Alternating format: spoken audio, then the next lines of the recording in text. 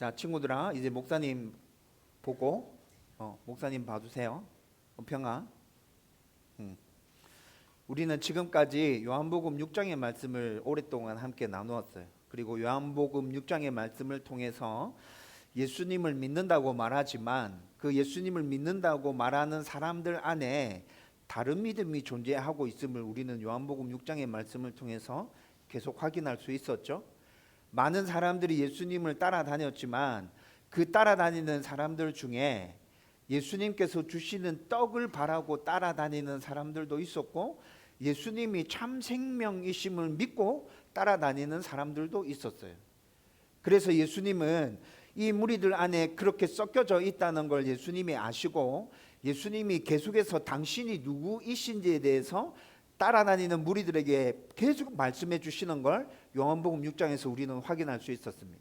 처음에 예수님이 당신을 뭐라 얘기하죠? 나는 생명의 떡이다. 썩을 양식을 위해서 일하지 말고 영원토록 있을 양식을 위해서 일해라. 예수님께서 이렇게 무리들에게 말씀하셨죠. 그런데 무리들이 그 말씀을 받아들이지 않고 계속해서 자기들이 원하는 것만 집착하면서 예수님을 따라오니까 예수님은 또 뭐라 합니까? 나는 영원토록 있을 하나님께서 보내신 생명의 떡이야. 내 살과 내 피를 마셔야 그 영원한 생명에 너희들이 참여할 수 있을 거야 라고 아주 분명하면서 정확하게 자기 자신을 드러내 밝혀주시는 모습을 우리는 요한복음 6장에서 확인해 봤어요. 그런데 이 말은 그때 그 당시에 유대인들이 받아들이기 굉장히 힘든 말이었어요. 유대인들이 피를 어떻게 생각하는지에 대해서는 요한복음 6장 말씀을 나누면서 함께 나누었어요. 유대인들은 예수님이 방금 하신 그 말씀을 도무지 이해하고 납득하고 받아들일 수 없는 그런 말씀이었죠. 그런데 이 말의 참 의미는 뭐예요? 이 말의 참 의미는 예수님께서 십자가에서 달리실 때 우리들을 위해서 찢기실 그 살, 그리고 우리들을 위해서 흘리실 그 피, 그 살과 그 피를 믿음으로 받아들이고 예수님의 십자가와 하나로 연합될 때 우리 안에 영원한 생명이 있다는 것을 예수님이 그렇게 말씀하신 건데, 사람들은 그 의미를 이해하려고 시도해보지도 않고 예수님이 하는 말을 다 배척하고 밀어내고, 그 말이 참 어려워, 이상한 말을 하네, 저 사람 이상한 사람인 것 같아 라고 말하면서 예수님 곁을 떠나가는 무리들을 우리는 지난주에 확인했어요.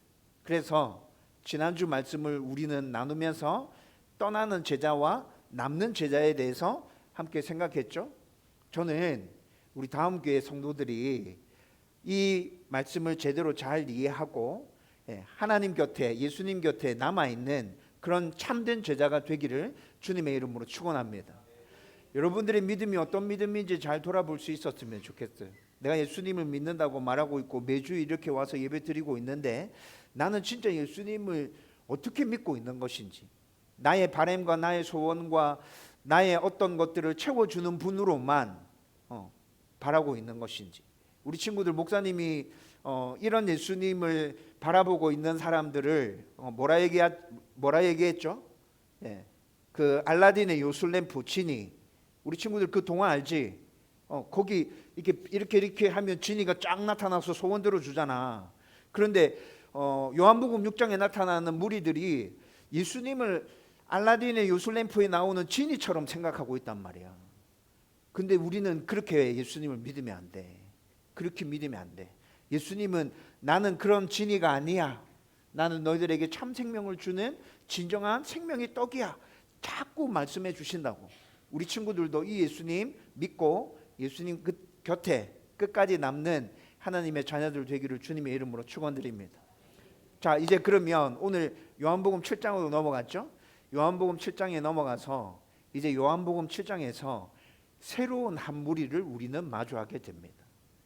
여러분, 요한복음 7장에 넘어왔는데 요한복음 7장에 넘어와서 우리가 마주하는 새로운 한 무리는 예수님을 먼 발치에 떨어져서 보고 있는 무리가 아니라 예수님과 아주 가까운 가족들의 이야기입니다. 예수님과 아주 가까운 가족들의 이야기인데, 예수님의 가족들도 예수님을 진정한 생명의 떡으로 받아들이고 있지 않는 모습을 우리는 오늘 본문 말씀 속에서 읽었습니다. 우리가 생각할 때는 어떤 훌륭한 분이 있어요. 훌륭한 분이 있으면 그분과 같이 살고 그분과 함께 생활하면 이분 안에 있는 여러 가지 유익한 모습들을 우리는 잘 받아들이고 쉽게 따를 수 있을 거라 생각하죠. 그런데 오늘 말씀은 그렇게 얘기하지 않습니다. 여러분, 예수님이 문제가 있어서 이런 일들이 발생하는 게 아니에요. 성경을 읽어보면 예수님의 어린 시절을 간략하게 묘사해 주는 말씀이 있는데, 누가복음에 예수님 어린 시절에 사람들과 하나님께 사랑을 받았다라고 말씀하고 있습니다. 그렇죠? 그리고 이 말씀 외에는 예수님의 어린 시절에 대한 말씀이 잘 나타나지 않아요. 그런데 성경에 나타나 있는 예수님과 관련된 모든 말씀을 통해서 우리는 예수님의 어린 시절이 어떠했을 것이다 라고 합리적인 추측을 할 수 있습니다. 그런데 합리적으로 추측해 보세요. 예수님의 어린 시절이 어땠을 것 같아요? 사고뭉치였을 것 같아요? 그렇지 않죠? 예수님은 항상 바른 모습으로 바르게 자랐을 거예요. 그리고 오늘 본문에 나타나는 예수님의 형제들, 예수님의 동생들이죠. 예수님의 동생들에게 늘 좋은 모습을 보여줬을 거예요. 예수님의 문제가 아니에요. 예수님의 문제가 아님에도 불구하고 이 예수님의 형제들이 예수님을 믿지 못한다고요. 여러분, 이 이유가 어디에 있을까요? 오늘 말씀 자세히 살펴보겠지만 오늘 말씀 속에서 나타나는 예수님 형제들의 모습은 어떠냐 하면 자기들의 생각과 자기들의 분명한 틀을 가지고 있습니다. 그리고 이 생각과 이 틀 안에서 예수님을 계속 받아들이려고 노력하는 모습이 나타납니다. 그런데 예수님은 얘기합니다.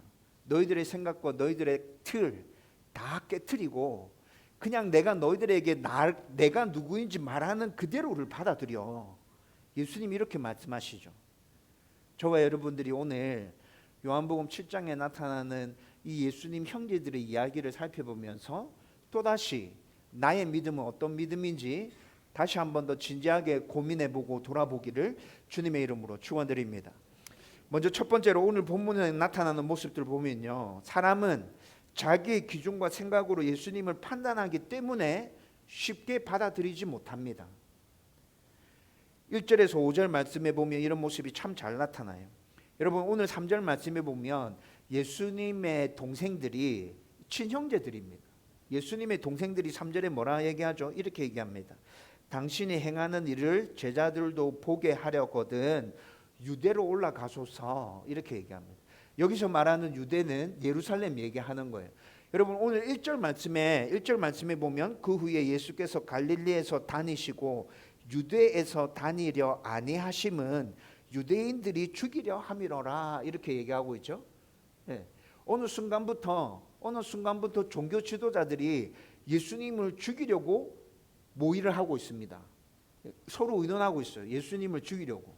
근데 예수님은 이 사실을 알고 계시죠.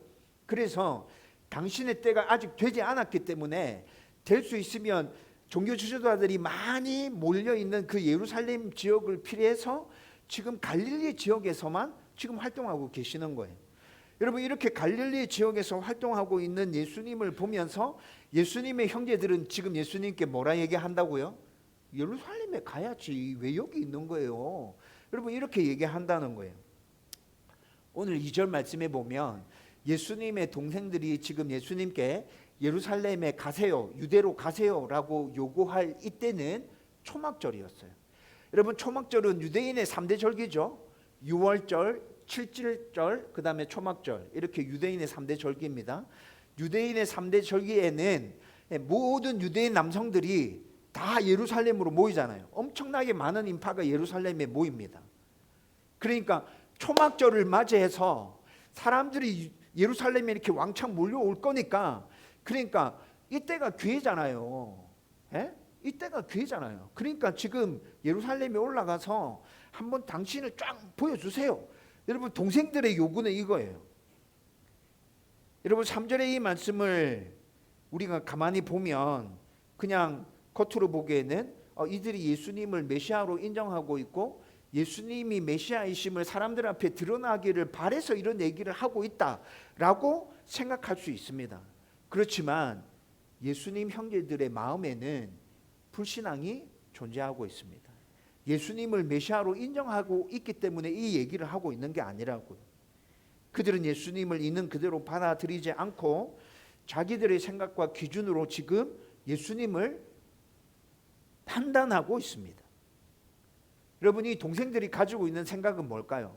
이 동생들이 지금 가지고 있는 생각은 지금 예수님이 진짜 메시아라면 지금이 기회다. 지금 초막절 예루살렘에 사람들 엄청 많이 모이게 될 텐데 이미 예수님이 가르치신 그 가르침과 예수님이 베푸신 기적을 사람들이 많이 보았고 소문이 지금 이스라엘 땅 안에 파다하게 퍼져 있으니까 지금이 기회야. 초막절일 때 예루살렘에 예수님 딱 올라가셔서 예루살렘 앞에서 사람들 앞에서 예수님이 메시아이심을 딱 드러내 보여야 돼. 거기서 기적을 한번 딱 보여주면 게임 오버다. 이거 진짜 끝난다. 여러분, 예수님 동생들이 생각하고 있는 건 이거예요. 그런데 1절에 보듯이 예수님은 지금 예루살렘 지역을, 유대 지역을 피해서 일부러 갈릴리 지역에서만 돌아다니고 있는 거예요. 여러분, 예수님 동생들이 예수님의 이런 모습을 볼 때 좀 답답한 거죠. 좀 답답한 생각이 들겠죠. 자기들이 생각할 때는 지금 초막절 곧 닥쳐오고 지금 딱 좋은 기회인데, 아니 예수님 도대체 왜 이러고 있는 거야 진짜. 아니 자기 입으로 계속 메시아라고 구주라고 막 생명의 떡이라고 막 얘기하면서 기적도 베풀어주고 사람들 막 지금 엄청 많이 따라다니고 막 난린데. 그래서 여러분, 이 3절의 말씀 안에는 동생들의 이런 생각이 담겨져서 예수님을 향한 비아냥거림과 또 빈정거림이 다 포함되어 있는 말씀이에요. 당신이 행하는 일을 제자들도 보게 하려거든 유대로 올라가소서.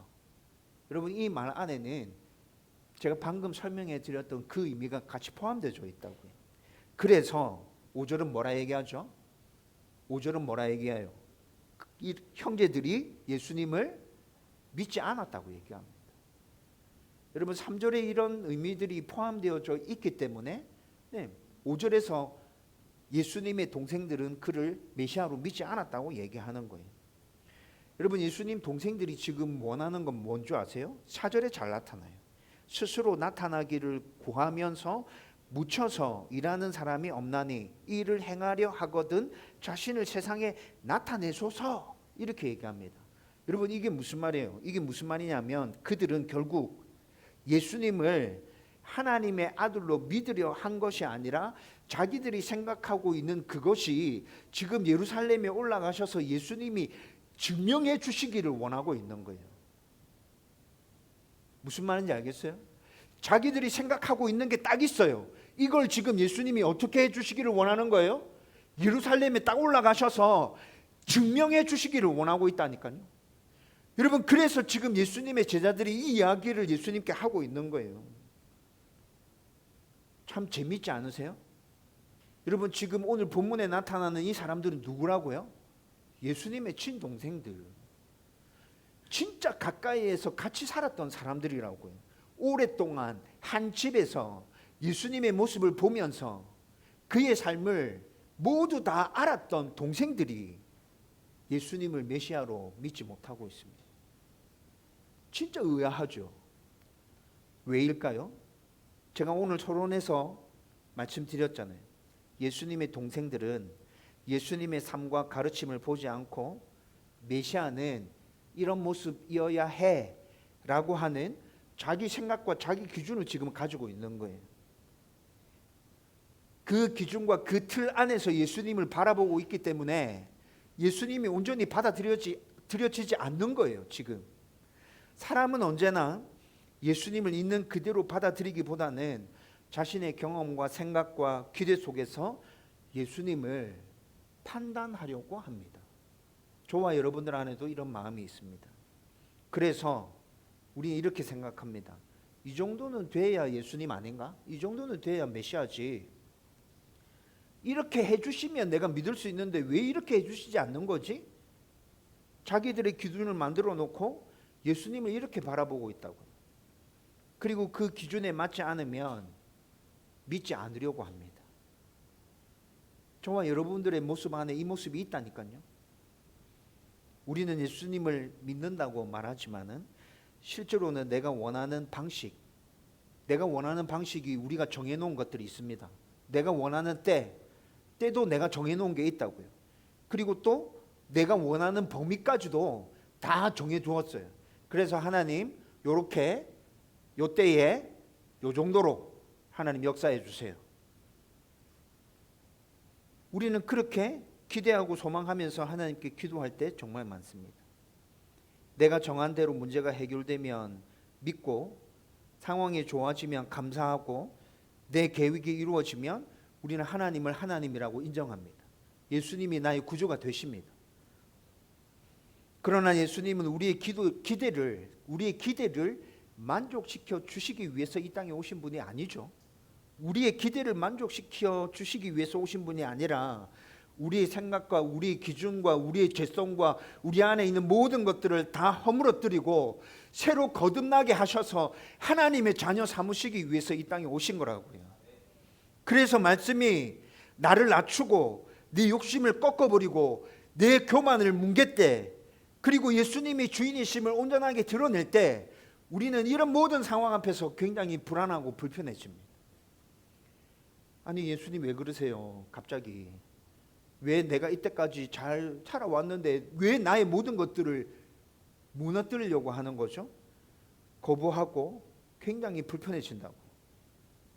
그때 우리 안에 있는 진짜 중심이 드러나게 됩니다. 결국 믿지 못하는 이유는 뭡니까? 우리가 믿지 못하는 이유는 복잡하고 어려운 게 아니에요. 절대로 복잡하거나 어렵지 않습니다. 내 것을 내려놓지 못하기 때문에 그렇습니다. 예수님이 부족해서가 아니라 나의 것을, 나의 기준을, 나의 생각을, 나의 판단을, 나의 욕심을, 나의 교만을 내려놓지 못하기 때문에 우리는 예수님을 신뢰하지 못한다는 것이죠. 그래서 참된 믿음은 내 기준을 내려놓고 예수님을 그냥 있는 그대로로 받아들이는 게 참된 믿음입니다. 거기서부터 우리의 진정한 믿음이 시작되는 거라고요. 우리도 각자의 생각과 기준과 방식을 고수하며 하나님께 나아갈 때가 참 많은데, 저와 여러분들이 나의 모습 가운데 이런 부분이 언제 나타나는지, 내 안에 이런 모습이 어떻게 존재하고 있는지 잘 살펴보고 참된 믿음으로 나아가는 여러분들 되기를 주님의 이름으로 축원드립니다. 두 번째로, 그러나 예수님은 우리의 기대와 기준이 아니라 하나님의 뜻과 그분의 때를 따라 일하신다는 것을 오늘 말씀에서 분명히 보여주고 있습니다. 형제들이 요구합니다. 예수님께 요구했을 때 예수님은 뭐라 얘기합니까? 오늘 6절 말씀에 보면 예수님이 이렇게 얘기하시죠. 내 때는 아직 이르지 아니하였거니와 너희 때는 늘 준비되어 있느니라, 이렇게 말합니다. 여러분 6절의 이 말씀은 매우 중요한 의미를 담고 있습니다. 내 때는 언제를 얘기하는 거예요? 내 때, 하나님의 뜻과 하나님의 계획을 말하는 거예요. 하나님의 뜻과 하나님의 계획, 이걸 이룰 때는 아직 이르지 않았어. 그러니까 좀 더 기다려야 돼. 예수님 6절에 이렇게 얘기하시는 거라고요. 그런데 너희 때는 늘 준비되어 있다, 이렇게 얘기하고 있죠. 이 말은 무슨 말이죠? 사람은 하나님의 뜻과 하나님의 계획에 대해서 진지하게 고민하지 않아요. 그냥 내가 마음만 먹으면 모든 것이 나의 때예요. 지금 6절에 그 말을 하고 있는 거예요. 너희들은 언제든지 마음만 먹으면 다 할 수 있잖아. 형제들은 지금 뭐라 얘기했습니까? 당장 예루살렘에 올라가서 당신이 메시아임을 드러내 주세요, 이렇게 요구했죠. 그러나 예수님은 그들의 생각과 요구에 전혀 응하지 않으십니다. 왜냐하면 예수님은 사람의 생각과 계획이 아니라 하나님의 계획과 뜻과 때를 따라 움직이는 분이기 때문에 그렇습니다. 형제들은 자신의 기준과 기대 속에서 지금이 때라고 생각했어요. 지금이 제일 좋은 때다, 기회다. 그런데 예수님은 뭐라 얘기합니까? 아직 때가 아니다 말씀하십니다. 여기서 우리는 예수님과 그 형제들의 분명한 차이를 보게 됩니다. 사람은 자기 생각에 따라서 때를 판단합니다. 그러나 예수님은 하나님의 계획 속에서 때를 분별하신다는 것입니다. 그리고 예수님은 7절 말씀에 또 이렇게 얘기하시죠. 세상이 너희를 미워하지 아니하되 나를 미워하나니 이는 내가 세상의 일들을 악하다 증언함이라 라고 말씀합니다. 여러분, 그래서 예수님의 형제들은 세상 속에서 살아가는 데 있어서 아무런 어려움이 없어요. 예수님의 형제들이 세상 속에서 살아가는데 세상과 충돌하는 부분이 있습니까? 예수님의 형제들은 지금 세상의 때를 쫓아가고 있는 거라고요. 하나님의 뜻과 하나님의 계획 생각하지 않고 세상의 때를 쫓아가고 있기 때문에, 세상의 흐름에 따라서 따라가고 있기 때문에 세상과 충돌하지 않아요. 부닥치지 않아요. 그런데 오늘 7절에 뭐라 얘기합니까? 예수님은 뭐라 얘기하죠? 세상의 일들을 악하다 증언함이라. 예수님은 세상의 이 악함을, 죄들을 드러내신다고 얘기하죠. 그렇기 때문에 예수님은 세상과 계속 충돌하는 거예요. 세상의 흐름에 쑥 딸려가는 게 아니라 예수님은 지금 세상을 거슬러서 세상의 죄악된 모습을 계속 드러내고 있기 때문에 세상과 충돌하고 있다는 거죠. 여러분, 이 모습 가운데서 우리는 또 불신앙의 모습과 또 진정한 신앙의 모습이 어떤 것인지 또 우리는 확인할 수 있게 됩니다. 불신앙은 세상의 기준에 맞춰서 그냥 세상의 흐름대로 쭉 따라가는 게 불신앙입니다. 그러나 진정한 믿음을 가지고 있는 사람은 하나님의 뜻에 따라서 움직이게 되죠. 하나님의 뜻에 따라서 움직이게 되면 세상과 계속 마찰하고 충돌할 수밖에 없다는 거예요. 여러분, 지금 이 시대에는 특히나 대한민국 사회에서는 핍박이라는 게 존재하지 않습니다. 종교의 자유가 있어서 무엇인지 우리가 원하는 대로 선택해서 종교 생활을 할 수 있다고요. 그런데 성경에서는 너희 십자가를 지고 나를 쫓으라고 얘기하고 있잖아요. 핍박도 없는데 무슨 십자가를 지고 쫓으라는 말이야. 여러분, 핍박이 없는 대한민국 안에서 살아가지만 여러분들이 진정한 믿음을 가지고 이 세상 속에서 하나님의 뜻에 따라 순종하면서 살아가려고 노력해 보십시오. 세상이 여러분들을 가만히 내버려 두지 않을 겁니다. 힘들고 어려운 순간들 계속 마주하게 될 겁니다. 여러분, 지금 십자가를 지고 쫓으라는 말은 그거예요. 세상의 흐름에 흘러가지 말고 하나님의 뜻에 순종하면서 살아라. 그러면 대한민국 사회 안에서도 너희들이 감당해야 될 그 십자가가 있을 거야. 힘들고 어려운 부분이 있을 거야. 그런데 포기하지 말고 끝까지 쫓아. 하나님이 너희들 함께 해줄 거야. 붙들어 줄 거야. 여러분, 이것이 성경에서 우리 가운데 가르쳐주고 있는 것이죠. 그런데 우리가 삶을 살아가다 보면 이 부분에서 흔들릴 때가 정말 많습니다. 우리는 하나님을 믿는다고 말하면서도 실제로는 내가 원하는 때에 원하는 방식으로 하나님이 일해 주시기를 기대하고 있잖아요. 기도하면 바로 응답이 되고 문제가 생기면 내가 원하는 방법대로 즉시 해결되기를 우리는 바라고 있습니다. 그래서 하나님의 때가 지연되는 것처럼 느껴지면 마음이 조급해지고 흔들리게 된다는 말이죠. 여러분들만 그럴 것 같아요? 목사님, 저는 안 그럴 것 같아요? 여러분, 작년 9월 10월 달이 저에게 참 어려웠어요. 작년 9월과 10월 달이. 작년 9월과 10월 달에 제가 왜 어려웠냐면, 여러분, 아파트 공사가 지금 하고 있긴 한데 너무 더디잖아요. 그렇죠? 여러분들은 일주일에 한 번씩 교회 오니까 별로 느끼지 못할 수도 있는데 저는 매일 교회 오거든요. 매일 이 모습을 보고 있어요. 여러분, 5년 동안 이 모습 봤어요. 여러분, 여기 아파트 세워진다고 해서 기대를 가지고 있었는데 5년 동안 이 허허벌판을 바라보고 있는 목사의 심정이 어떨지 여러분 한번 상상 한번 해보세요. 여러분, 5년 동안 제가 버티고 있는 게 참 신기하지 않아요? 저는 가끔씩 저 자신이 그렇게 느껴질 때 있습니다. 야, 진짜 멘탈 갑이네. 와, 이거를 5년 동안 지금 여기를 바라보고 지금 꿋꿋하게, 저도 제 자신을 놀라울 때 있어요. 근데 작년 9월과 10월 달에는 제 마음이 무너져 내렸어요. 너무 힘들었어요. 하나님, 도대체 언제까지입니까? 하나님, 여기 옮겨올 때 광야의 길을 내신다 하셨잖아요. 사막의 강들을 내신다 하셨잖아요. 하나님 주신 그 말씀 붙들고 여기 왔는데 하나님, 지금 이게 뭡니까? 5년 동안이나. 하나님, 진짜 5년, 저 엄청 많이 기다린 거 아닙니까 하나님? 와 진짜 하나님 너무한다 진짜. 여러분 제가 하나님께 진짜 솔직하게 이렇게 기도합니다. 아침에 이 자리에 앉아서 기도합니다. 9월달 10월달에 그렇게 마음이 무너져 내렸어요. 그렇게 마음이 무너져 내리면서 다른 목사님들은 힘들고 어려울 때 어떻게 버텨나가는지 제가 그게 궁금했어요. 그래서 제가 존경하는 목사님들, 배울 게 있다 생각하는 목사님 7분을 찾아다녔습니다. 9월달 10월달에 연락드려서 가서 만나서 저의 이런 상황들을 얘기하고, 목사님은 힘들 때가 언제였습니까? 어떻게 견뎠습니까? 하나님 주시는 은혜가 뭐였습니까?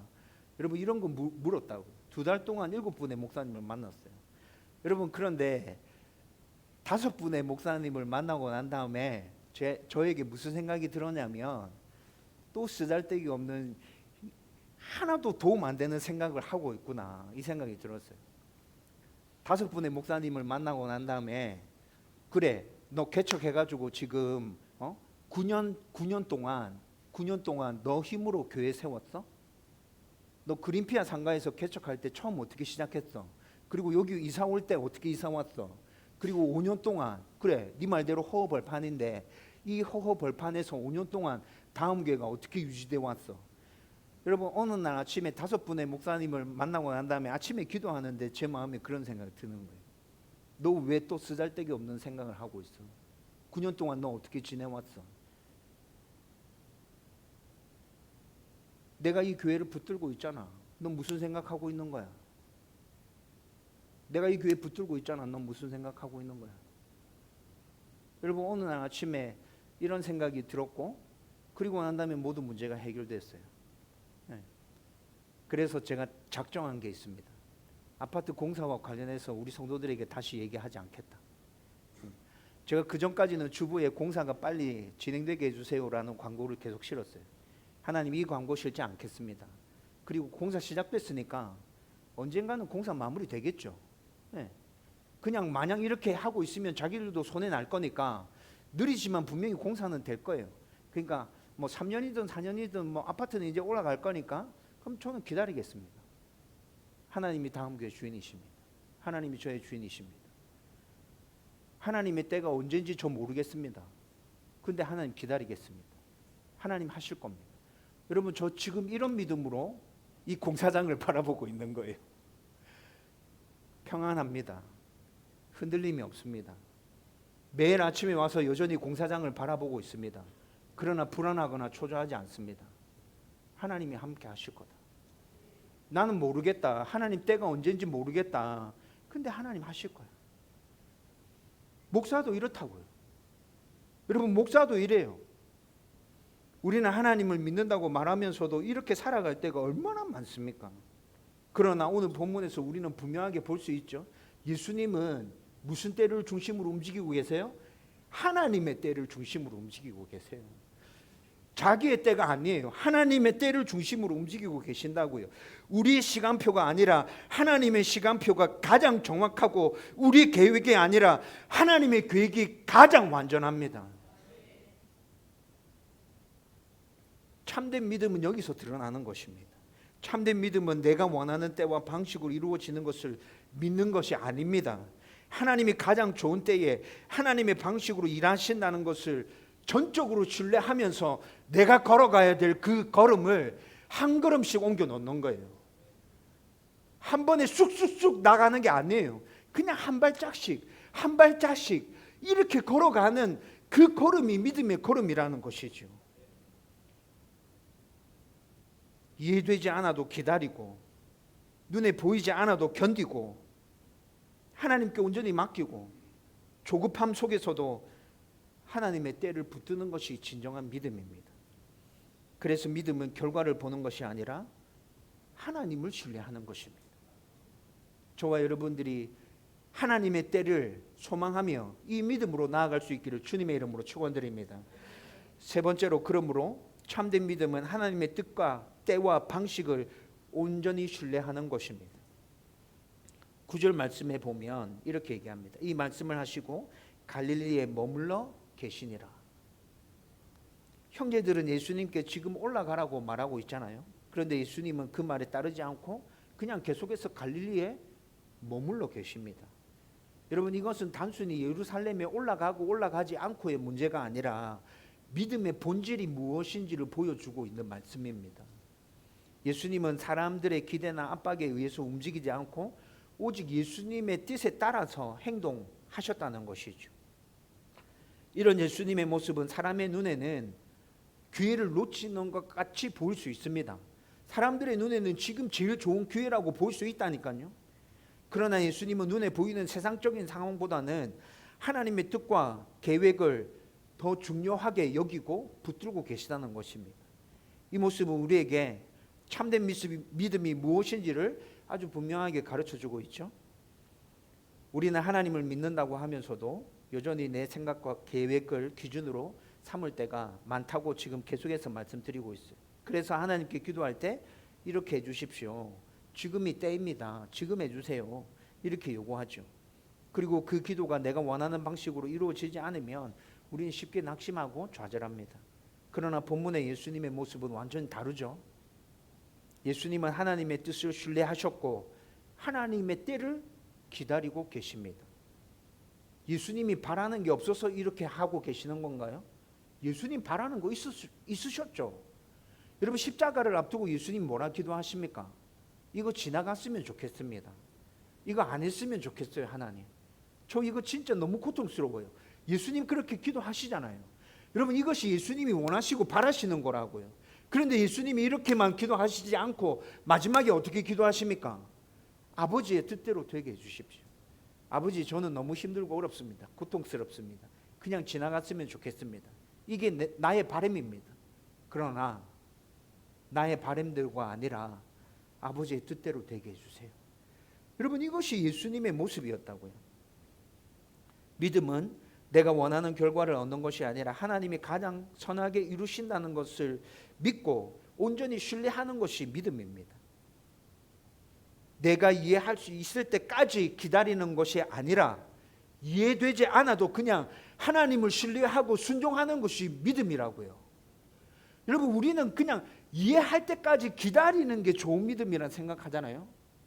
근데 이거 아니라고요. 이해할 때까지 기다리는 게 아니라 이해되지 않아도 그냥 하나님을 신뢰하고 나아가는 게 믿음이라고요. 그래서 믿음은 내 계획을 이루는 도구가 아니라 하나님의 계획에 나를 맡기는 태도입니다. 하나님의 계획에 나를 온전히 맡기는 태도, 이것이 믿음입니다. 지금 우리는 어떤 믿음을 가지고 살아가고 있습니까? 예수님이 나의 구주이심을, 하나님이 만물의 주인이심을 온전히 믿고 계십니까? 아니면 여전히 내 기준과 내 때를 붙들고 하나님을 움직이려고 하고 있습니까? 참된 제자는 자신의 계획보다 하나님의 뜻을 우선하고 자신의 때보다 하나님의 때를 기다리는 사람입니다. 저와 여러분들이 오늘 이 사실을 굳게 붙들기를 주님의 이름으로 축원드립니다. 이제 말씀을 정리하려고 합니다. 요한복음 7장 1절에서 9절은 우리에게 또 매우 중요한 사실을 보여주고 있습니다. 예수님을 믿지 못하는 이유는 예수님이 부족해서가 아닙니다. 우리가 내려놓지 못하기 때문에 그렇습니다. 예수님과 가장 가까이 있었던 사람들조차 예수님을 믿지 못했다는 사실이 이를 분명하게 보여주고 있죠. 예수님의 형제들은 예수님이 어떤 분인지, 그의 삶이 어땠는지, 그의 가르침이 어떤 것인지 충분히 이해할 수 있었을 거예요. 그렇죠? 그럼에도 불구하고 믿지 못하고 있다고요. 그러나 그들은 예수님이 있는 그 모습을 그대로 받아들이지 않았고 자신의 기준과 기대 속에서 계속 판단하고 있었습니다. 그래서 믿지 못했던 것이죠. 이 모습은 단지 과거의 이야기가 아니라 오늘 우리의 모습일 수 있습니다. 우리는 예수님을 믿는다고 말하지만 여전히 내 생각과 기준으로 주님을 판단하지는 않는지 우리는 나 자신을 돌아봐야 합니다. 여러분, 다른 사람 생각하지 마세요. 다른 사람 생각하지 마시고 나의 모습을 생각하십시오. 내가 지금 어떤 믿음으로 하나님께 나아가고 있는지. 하나님의 뜻을 신뢰하지 못할 때도 많고 내 방식을 고집할 때도 참 많습니다. 하나님이 하루 빨리 일해 주시기를 바라고 원하고 내 방식으로 일이 해결되지 않으면 실망하고 좌절할 때도 우리는 정말 많습니다. 그러나 여러분, 참된 믿음은 하나님의 때를 온전히 기다리고 이해되지 않더라도 하나님의 말씀에 순종하며 한 걸음씩 나아가는 게 진정한 믿음임을 여러분 오늘 저와 여러분들이 기억했으면 좋겠습니다. 아멘. 하나님 우리의 좋으신 아버지 되십니다. 예수님 우리의 영원한 구주 되십니다. 여러분 이 믿음을 붙들고 그냥 그분이 하나님이 나의 좋은 아버지다, 예수님이 나의 구주시다, 그냥 이것만 붙들고 그분을 온전히 신뢰함으로 나아갈 수 있었으면 좋겠습니다.